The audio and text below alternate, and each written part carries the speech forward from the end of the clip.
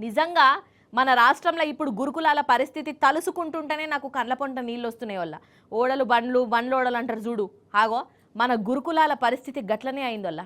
ఒకప్పుడు గురుకులంలో చదివే పిల్లలు ఎవరెస్ట్ పర్వతం కూడా ఎక్కిర్రు కానీ ఇప్పుడు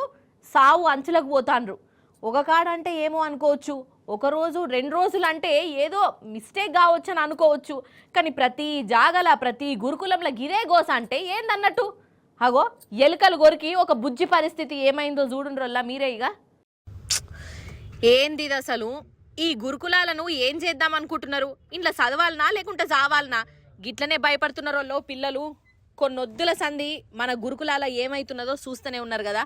పాపం వల్ల ఇగో ఈ బుజ్జి అవస్థ చూడుర్రి గురుకులం హాస్టల్లా ఎలుకలు కొరికినాయి ఎలుకలు ఒకసారి కూడా కాదు 15 మాటల ఎలుకలు కొరికినాయటనుల్లో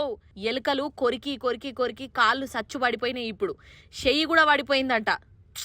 పాపం ఎంత అవస్థ ఇది అసలు ఎలుకలు ఒక పాపను 15 మాటల కరిసినా ఇక్కడి ఆఫీసర్లు సార్లు ఏం చేస్తాన్రు అన్నట్టు అసలు పట్టించుకున్నారా అసలు ఒకసారి కరవంగానే దావకానకు పట్టుకపోయి ట్రీట్మెంట్ ఇయ్యొద్దా ఎలుకలు రాకుండా కమస్కము ఎలుకల మందో లేకుంటే బోనన్న దొరకలేదా వీళ్ళకు మరీ గింత నిర్లక్ష్యం ఏంది అసలు ఫస్ట్ ఎలుక కరిచింది మాకు తెలియదు నిద్దట్లో ఉంటాం కదా తెలియక పొద్దున్నే చూస్తే మొత్తం బ్లడ్ మొత్తం ఎండిపోయి కాళ్ళకి చాలా దారుణంగా ఉండేది వెళ్ళి కడుక్కొని వచ్చి మేడం చూపిస్తే ఓకే రెడీ అవ్వు నేను గవర్నమెంట్ హాస్పిటల్కి తీసుకెళ్తా ఇంజెక్షన్ ఇప్పిస్తా ఓకే సెట్ అయిపోతుంది అని వచ్చి తీసుకొచ్చే వాళ్ళు 15 టైమ్స్ ఇంజెక్షన్ వేయించారు మా క్లాస్ అయితే 10th మొత్తం ఒక 80 మెంబర్స్ ఉంటాం 40 వాళ్ళకి కొంతమంది కలిసింది ఇంజెక్షన్ వేయించి తీసుకొచ్చారు కానీ నాకు సివియర్ గా అవ్వడం వల్ల అట్లా కాళ్ళు అయిపోయినాయి నడవడానికి లేవు అన్ని ఇంకా డైపర్ పక్కన వాషింగ్ బ్యాగ్ అంతే రోజు సిలిండర్ ఎక్కిస్తున్నారు చేతికి నొప్పిగా ఉంది చేయి నొప్పి ఉంది ఇప్పుడిప్పుడే చేతులు కూడా స్పష్టలు వస్తున్నాయి కాళ్ళే రావట్లేదు అసలు నన్ను అడిగితే గురుకులాల మీద ఈ సర్కారుకు సోయేలేనట్టే కొడుతున్నది వల్ల అరే లేకుంటే ఏంది మరి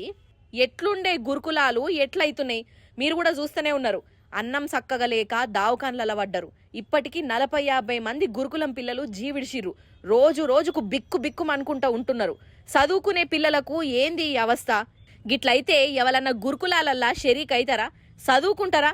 పోయినేడాది దాకా గురుకులాలల్ల సీటు కోసము కిలోమీటర్ల పొడుగుత లైన్లు కట్టేది కానీ ఇప్పుడు చదువు పేరు చెప్తేనే గజ్జుమంటాన్రు చదువు లేకుంటే మాయే పిల్లల పానాలు దక్కితే చాలు అన్నట్టు అవుతుంది కథ